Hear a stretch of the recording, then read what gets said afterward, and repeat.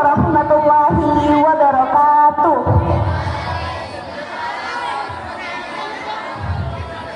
Innal hamdalillah nahmaduhu wa nasta'inuhu wa nastaghfiruh wa na'udzu billahi min shururi anfusina wa min sayyiati a'malina. Man yahdihillahu fala mudhillalah wa man yudhlilhu fala hadiyalah. Asyhadu an la ilaha illallah wa asyhadu anna Muhammadan abduhu wa rasuluh. Sebelumnya, perkenalkan nama saya Mutia Dewi dari kelas 12 SMA Muhammadiyah 2 Singaraja. Di sini saya akan menceritakan satu kisah tokoh dari Muhammadiyah. Mungkin akan familiar di beberapa kalangan. Saya akan menceritakan tentang kisah Ki Haji Mas Mansur, pahlawan dari Muhammadiyah. Di penghujung abad ke-19, di sebuah lingkungan religius di Surabaya, lahirlah seorang anak laki-laki yang kelak menjadi salah satu tokoh besar dalam sejarah Islam dan kebangsaan Indonesia. Anak itu bernama Mas Mansur, lahir pada 25 Juni 1896 dari ayahnya, Kiai Haji Mas Ahmad Marzuki, keturunan Keraton Sumeneb dan khatib Masjid Sunan Ampel. Ia mewarisi wibawa keilmuan dari ibunya, Nyai Raudah, yang berasal dari keluarga pesantren Sidoresmo. Ia menyerap suasana religius yang kental sejak dini. Lingkungan, keluarga, dan tradisi pesantren inilah yang membentuk karakter Mas Mansur sejak kecil.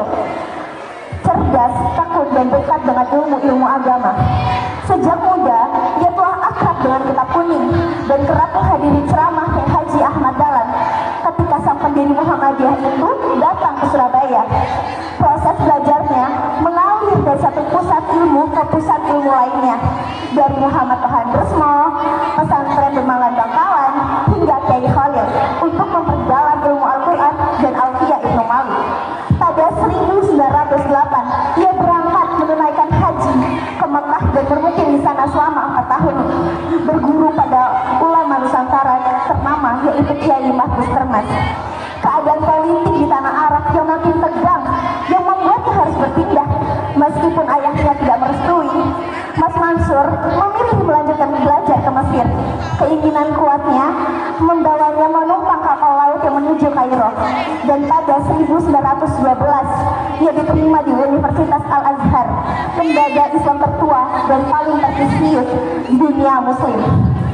Sekembalinya ke tanah air pada 1915, ia mulai mengasuh dan mengajar di pesantren An-Najiyah Sidoresmo.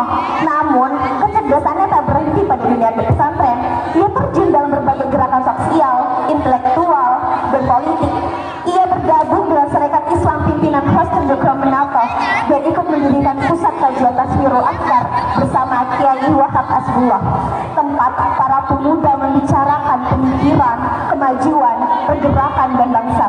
Dalam kesibukannya, ia masih menyempatkan diri menulis di banyak media, merefleksikan gagasan-gagasan keumatan dan kebangsaan. Pada 1921, jalan hidupnya bersinggungan kuat dengan Muhammadiyah. Dari anggota biasa, dia naik menjadi ketua cabang Surabaya, konsul Jawa Timur, hingga akhirnya dipercaya menjadi ketua majelis tarjih pertama.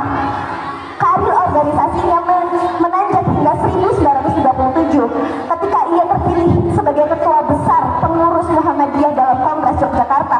Di bawah kepemimpinannya, Muhammadiyah berkembang pesat dalam bidang pendidikan, dakwah, dan kaderisasi. Tak hanya di ranah keagamaan, Mas Mansur juga aktif dalam arus besar politik kebangsaan. Ia memperkasai berdirinya Majelis Islam A'la Indonesia sebagai wadah persatuan ulama dan berbagai organisasi, termasuk NU. Pada 1938, ia berdiri Partai Indonesia atau bisa disebut dengan PII bersama Sudirman Nursainjaya. Lalu turut melahirkan Gabungan Politik Indonesia atau biasa disebut dengan GAPI yang menuntut demokrasi pemerintahan Hindia Belanda. Ketika pemerintahan kolonial menawarkan jabatan prestisius dengan gaji yang besar, ia menolaknya. Baginya, martabat perjuangan tidak boleh dipertukarkan dengan fasilitas penjajah. Pada masa pendudukan Jepang, Mas Mansur tunjuk menjadi salah satu pimpinan 4 serangkai bersama Soekarno-Hatta,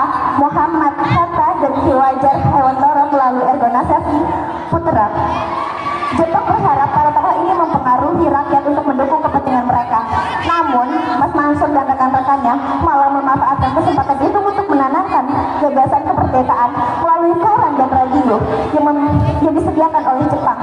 Pada 1944, ia mengundurkan diri, baik karena kondisi kesehatannya yang menurun maupun penolakan Jepang terhadap penjajahan Jepang. Ketika BPUPKI dibentuk pada 29 April 1945 untuk mempersiapkan dasar negara dan rencana kemerdekaan, nama Mas Mansur tercatat sebagai salah satu dari 62 anggotanya.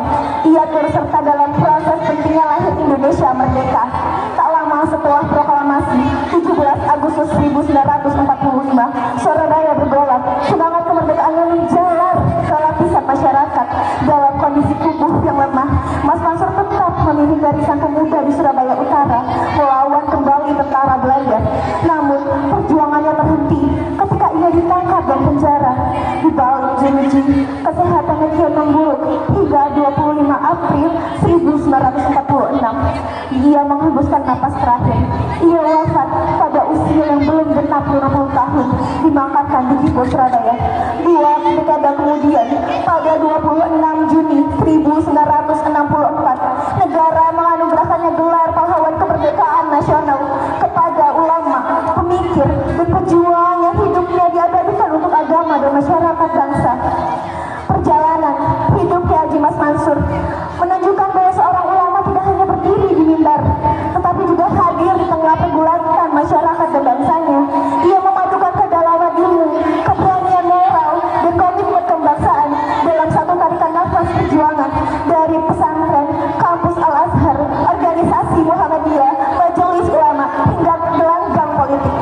Mas Mansur konsisten memperjuangkan kemajuan umatnya dan kemerdekaan Indonesia. Wafatnya di tengah perjuangan mempertahankan tanah air menjadi penegas bahwa seluruh hidupnya diwakafkan untuk bangsa. Hingga kini, nama Mas Mansur dikenang bukan hanya sebagai tokoh Muhammadiyah, tetapi sebagai pahlawan yang menyalakan api kecerdasan, keteguhan, dan keberanian bagi dinasti setelahnya. Sekian dari saya tutup dengan nun wal falani wa mayasturun. Wassalamualaikum warahmatullahi wabarakatuh.